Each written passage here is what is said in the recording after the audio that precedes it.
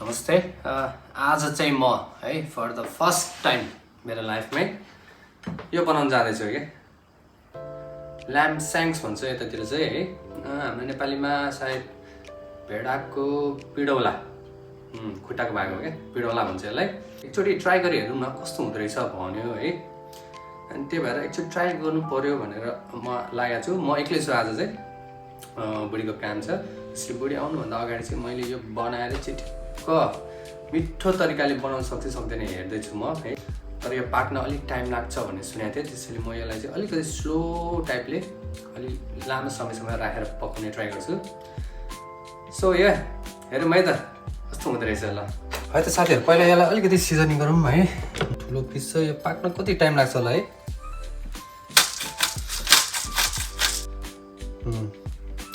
लसुनको अलिकति त्यो छ क्या, पाउडर छ क्या। मसला नि हालिदियो ल। यसलाई म्यारिनेट गरौँ न होइन, अलिक पुगेन भने फेरि थपौँला। यसलाई चाहिँ अब म हल्का अब यहाँ तेल सेलाएर टक्क भुट्छु पहिला, किनभने यो चाहिँ अलिकति बाहिर चाहिँ अलिकति के हुन्छ भने कलर आओस् न एउटा राम्रो है, खाँदा पनि मजा आउँछ नि त। ल साथीहरू है, त्यो अलिकति म्यारिनेट हुन्जेलसम्म चाहिँ हामी अलिअलि प्याजहरू काटौँ न है। ल साथीहरू यस्तै हो। साथीहरू यो दाम भयो भने चाहिँ के अरे खाएको भिडियो पनि बनाउँछ है त म। के साथीहरू, तपाईँहरूले कहिले बनाएर खानु भएको छ यो? अलिक कन्फिडेन्स पनि छैन म यसमा, किनभने यस्तो कुरा मलाई खासै आउँदैन क्या साथीहरू बनाउन। मलाई आउने भनेको नर्मल दाल भात अनि चिकन र पोर्क चाहिँ आउँछ। यो खसी आउनु थाल्यो भने चाहिँ मलाई साथीहरू अलिक नर्भस हुन्छ म, किनभने मिठो भएन भने बेकार त्यत्रो मासु होइन बिग्रिहाल्छ भनेर मैले चाहिँ ट्राई गर्दिनँ क्या प्रायः।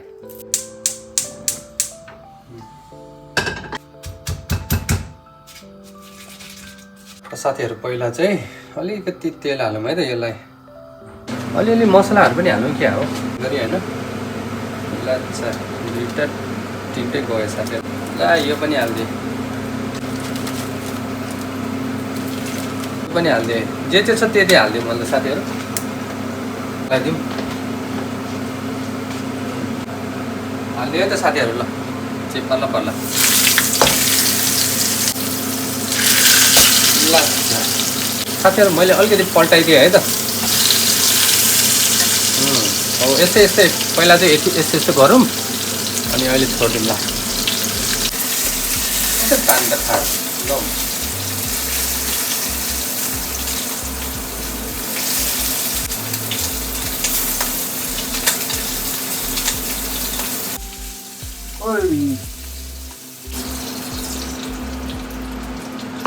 यसलाई यति राखौँ साथीहरू। यो अलिकति अब डढिसक्यो यिनीहरू होइन, यिनीहरू चाहिँ निकालेर फेरि म अर्को हाल्छु है त। ओ यो रहेछ नि हामीसँग, के भन्छ साथी यसलाई? यो क्या यो ठुलो खालको इलाइची के भन्छ यसलाई? ल यो पनि गयो, एउटा दुईवटा तिनवटा आङ राखिदिउँ साथीहरू, 3वटा। अनि त्यो हरियो पनि 3वटा साथीहरू। ल एउटा काठ सिनामनको राखिदिएँ। यसलाई टुक्रा गरेर राख्यो भने साथीहरू फ्लेभर आउँछ अरे है त। ल राखिदिएँ। पछि यसमा प्याज हालेर मसला मात्र हाल्छु। मसँग धेरै मसलै छैन साथीहरू, बेसार हाल्छु, नुन अनि यो जिराको पाउडर हाल्छु, अनि खुर्सानी छ खुर्सानी हाल्छु, बस नथिङ मोर।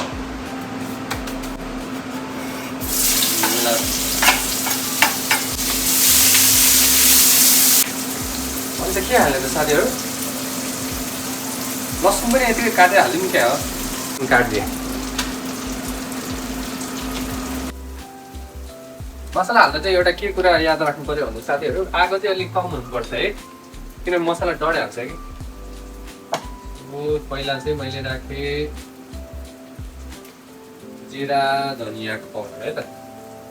यसलाई एक र अलिकति अनि राखेँ मैले खुर्सानी यो एक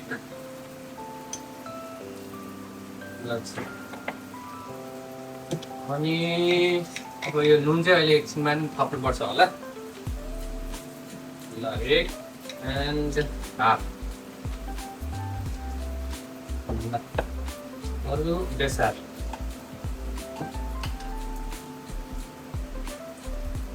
बेसार आधी चम्चा है साथीहरू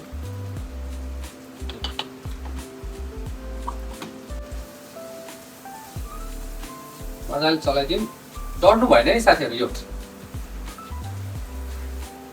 यो पाउडर मसलाहरू हो चाँडै डढिहाल्छ त्यही भएर आगो अलिकति सानो गर्नु के यो गरम मसलाहरू पनि हाल्नुपर्ने हो हुन चाहिँ अब मसँग छैन त म के गर्नु होइन साथीहरू 1 मिनट जस्तो चलाइसकेपछि चाहिँ अब हाम्रो लसुन र अदुवाको पेस्ट हाल्ने साथीहरू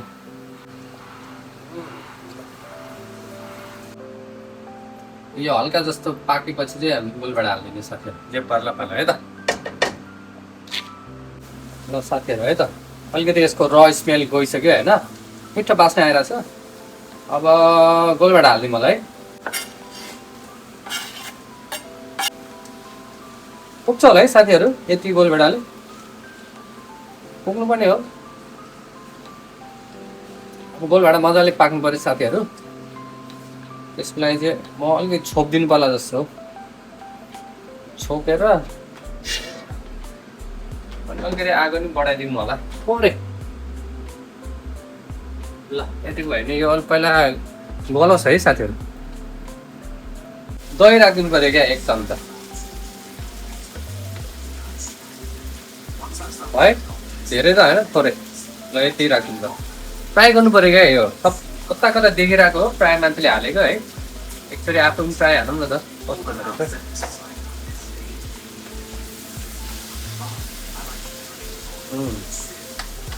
कलर त राम्रै आयो साथीहरू यसलाई 5-6 मिनट पाक्न दिनु पर्यो है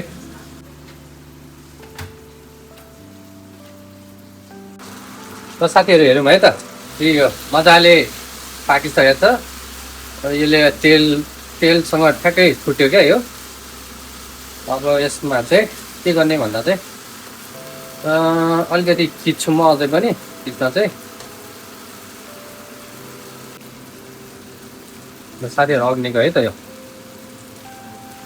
एउटा यस्तो राखिदिउँ मजाले राखिदिउँ ल गरिदिउँ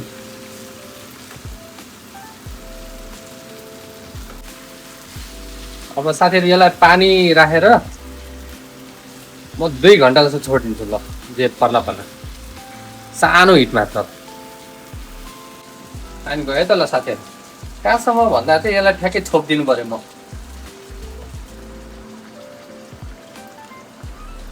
खोइ त यार छोप्नु त भन्यो धेरै भयो क्या पानी ल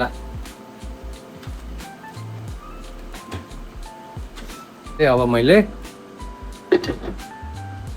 अलिकति सानो आगो बनाएर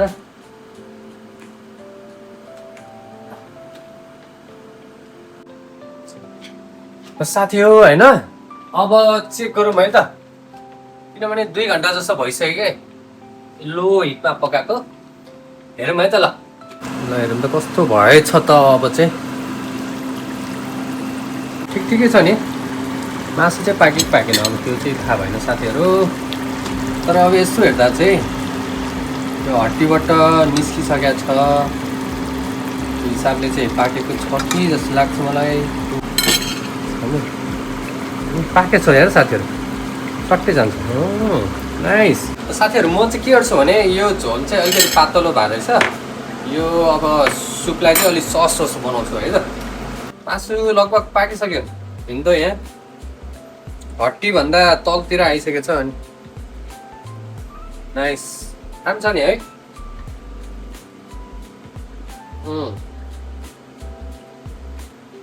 पाक्या हुनुपर्छ यार साथीहरू यत्रो मेहनत गरेको छु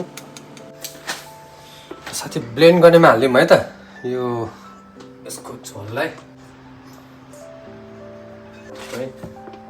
अहिले तातै छ साथीहरू, अब एकछिनमा चाहिँ गरौँ क्या हो, अहिले छोडिदिउँ है त साथीहरू। यो एकैछिन सेलाउन्जेलसम्म चाहिँ म साग बनाउँछु है त। खुर्सानी अनि हल्का यो लसुनलाई चप गरिदिएको।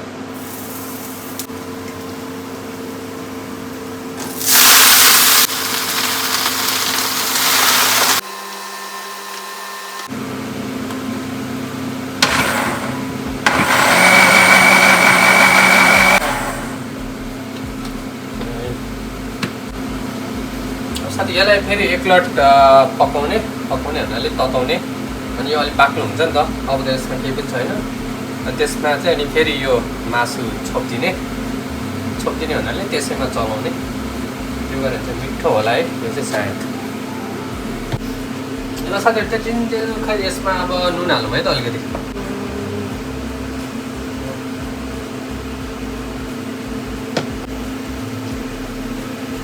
साग पनि भइहाल्यो। अब भात एउटा मात्र बनाउनु पर्ने हो। त्यो भात अहिले एकछिनमा बनाएर अनि त्यो हालेपछि प्लेटिङ गरेपछि देखाउँछ है त साथीहरूलाई म। अग्निकै लिएर पनि न।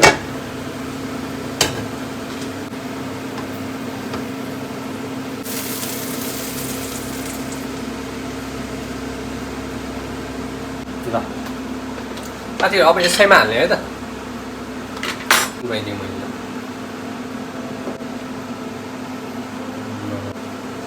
अनि त बबाल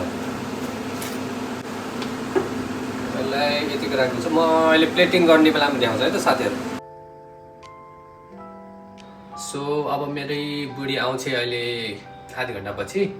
त्यसपछि आइसकेपछि अब हामी खाना खान बस्छौँ नि त। तपाईँहरूलाई थाहा छ कि छैन, हामी खाएको भिडियो पनि बनाउँछौँ। त्यही भएर चाहिँ त्यो बेलामा चाहिँ उसको जेन्युन रियाक्सन, उसलाई साँच्चीको मन पऱ्यो हो कि होइन त्यो चाहिँ हेरौँला है त साथीहरू। सो रेसिपीको चाहिँ यति नै हो।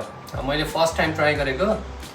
अब तपाईँहरूलाई चाहिँ हेर्दा चाहिँ कस्तो लाग्यो मलाई यसो कमेन्ट दिइदिनु होला, र खाँदा कस्तो लाग्यो चाहिँ हामी अहिले भनौँला है त।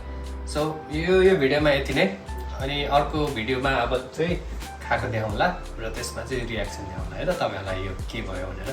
So yeah thank you very much. अर्को भिडियोमा आउँला हामी। सो प्लिज सब्सक्राइब है त।